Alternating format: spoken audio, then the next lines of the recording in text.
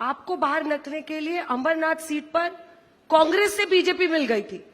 कई जगह पर 12, 13, 15 जगह पर शिवसेना बीजेपी साथ में लड़ रही है। मुंबई में साथ में लड़ रही, ठाणा में लड़ रही, कल्याण में लड़ रही, कई जगह पर साथ में लड़ रही। कई जगह पर जब लोकल समीकरण जो है, स्थानिक जो लोकल लेवल का वहां का कार्यकर्ता जो है, अभी 9 साल के बाद चुनाव हो गए, उनको भी लगता था सब लड़ो, उनको भी लगता था हम चुनाव लड़े, तो वहां पर हमारी अलायंस गठबंधन नहीं हुई। देखिए, लेकिन आपको एक बात मैं बताता हूं कि हमने तय कर लिया है, जहां हम फ्रेंडली फाइट करते हैं वहां सिर्फ डेवलपमेंट की बात करेंगे। हम मुद्दों की बात करेंगे, स्थानिक जो लोकल इश्यूज है, लोकल सवाल है, लोकल समस्या है, जैसे रोड है, पानी है, ये सब लोकल बेसिक एमिनिटी है, उसके बारे में बात करेंगे। तो मैं तो वो कर रहा हूं। मैंने अभी चुनाव में कभी भी ऐसी कोई टिप्पणी, हमारे साथी लोग तो छोड़ो, विपक्ष पे भी वो लोग जैसे मेरे ऊपर टीका टिप्पणी करते वैसे नहीं करता हूं मैं। क्यों नहीं करते? नहीं, मेरी आदत नहीं है, उनको उनकी आदत है, उनके पास कोई मुद्दे नहीं है।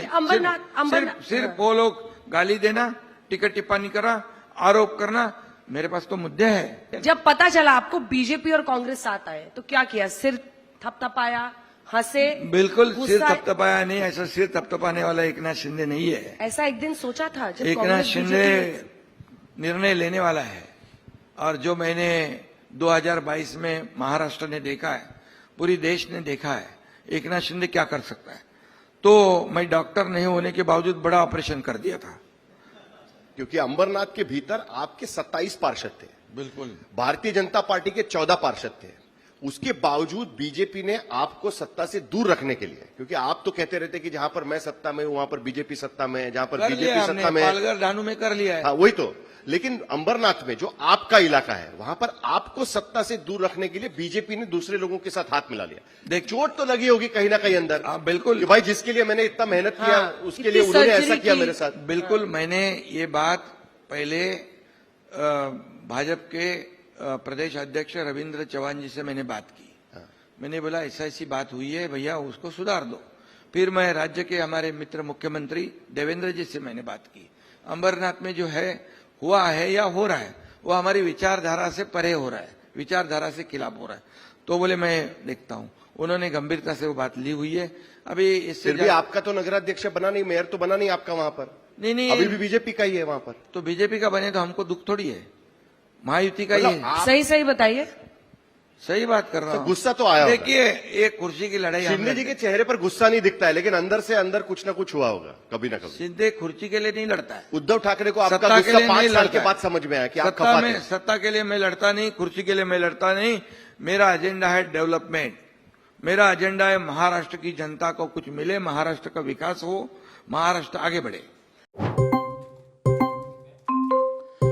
दिन भर मोबाइल में लगे रहो, डेटा खत्म, खेल खत्म बेटा। बस यही जिंदगी हो गई हमारी।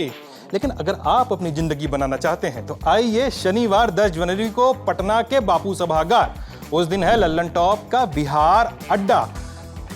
और कुछ लाइनें जैसी हैं कि मुरेठा हो या शॉल हो, भूजा हो या बवाल हो, लेकिन आ रहे हैं पवन सिंह और आ रहे हैं कई सारे कलाकार। होगा लल्लन टॉप क्विज, मिलेगा गुलाबी वाला तकिया। अगर जीतना है, अगर आना है, अगर देखना है, अगर सुनना है, अगर मिलना है तो thelallanTop.com पर लगे हुए बैनर पर जाइए, रजिस्ट्रेशन पर क्लिक करिए, रजिस्ट्रेशन करिए और पहुंच जाइए जनवरी के सबसे धाकड़ इवेंट में। हजरात गाना बजाओ।